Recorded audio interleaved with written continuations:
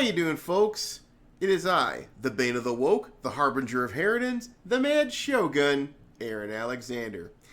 Now, today's short video is going to be a bit of a unique one. It's not just another rant or another watch-along, laughing at scumbags and what have you. Nah, today's going to be a bit of a more positive fare. We're going to be doing a bit of shilling and a little bit of an update on what's going on with the Shogunate and Ronin. Now, first, we're going to talk about the latter first because Monday, as you already know, we are doing part 6 of Springtime for Helen. This could possibly be the final part here. And I'm thinking maybe we're going to start a little early this week. And we'll go on a little longer because this way we can try to wrap it up if at all possible. Because I've also authorized that we're going to be doing blind rolls from here on in because apparently the Shogunate server's resident dice bot, which we like to call Detective Nico because the dice bot's a bitch. Well, the damn thing has been acting a little weird. So I figure, and since a lot of our time trouble is trying to make the freaking dice bot do its thing, well, we decided to just roll our dice physically, and we'll figure it out. So I'm also wondering if other people will try to do it. So I figure, yeah, we're gonna do the honor system because I like to think the good of people, and I figure if this is a good group we got going to test out Ronin, I figure, okay, we'll let them roll their dice, and I just gotta trust that they won't try any shenanigans. Alright? But after we get done with the playtest, I will be reaching out to many people. We're talking about many streams and start promoting Ronin, promoting the Shogunate, and start getting some freaking pull around here. Because, like I said, I don't have one of the biggest problems that I've had with Ronin, aside from money, is I don't have the reach. But we're gonna remedy this thing, as these play tests that I've been doing for the past 6 weeks or so have been what I like to call a proof of concept. Is show you how an actual game of Ronin will actually go, and we're doing the entire campaign. Now, yes, there's been bumps and bruises and what have you, but then again, any game development has that problem, and I'm very happy that we've been able to test the quick start, which went through with flying colors, and then testing the actual handbook mechanics. Well, let's say we've hit a few rough patches, but it hasn't been pretty bad.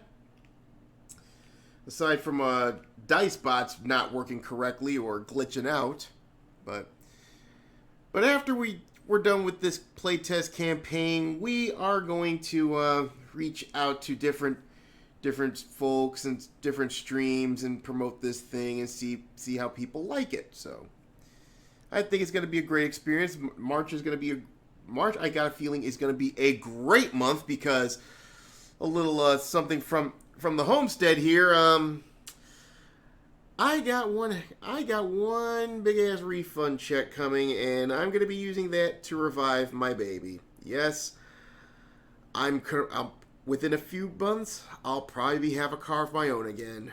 My Eclipse will be repaired, or at least back to its operational state. At least it'll be drivable again. But that's something for that's something for the next month or two. But right now we're focused on the now because, as you can see here, I am back on the QFT Games site, and I did promote their game on the last edition of the tent, which is called Acromania, which basically is like Cards of Humanity meets acronyms, and they like to throw in a little categories in, which is a fun game, pretty simple, basic concept, and I think it's a great thing. Now, the reason I'm showing you this is because I moved to the friend and sponsors page. They got two guys that have promoted this game. Okay, However, they informed me yesterday that they added a third person. You want to guess who it is? Yep. Of course, yep. They have promoted this here channel. It's more specifically episode 24 when I let off the show talking about Acromania, and despite the fact that somehow my computer likes to freeze a lot as of late. That reminds me, after I get the car fixed, I am going to be upgrading my computer.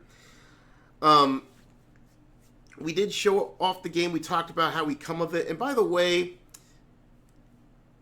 I also asked for a shout out to good friend of the show, Mr. John Delarose, because it was him and the situation with their with them being attacked by Woke Tabletop, which actually got my attention into these good people, and then I decided to figure I'd promote them, and besides, their game is actually pretty damn good.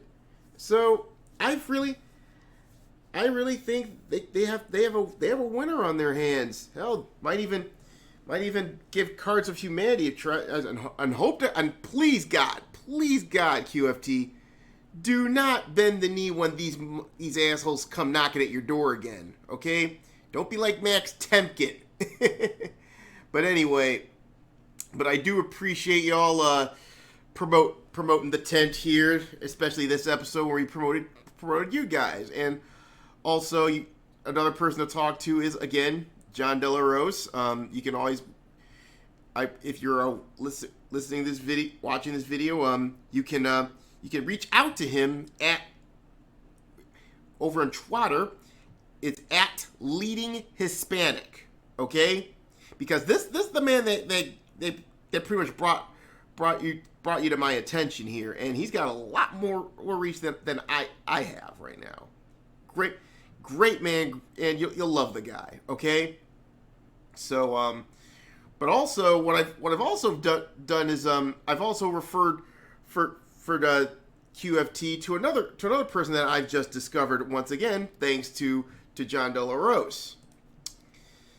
Board Games in a Minute. Now, to be honest, I don't know much about this. Like I said, I've just heard of this lady here. All right, I believe she's from New York, right? And I'll take a look at her Twitter profile. Yeah, she's from Godric's Hollow, New York, and she does and apparently she's doing tabletop game reviews. She's also a friend of elephants, as you can see here. Yeah, she's not a fan of.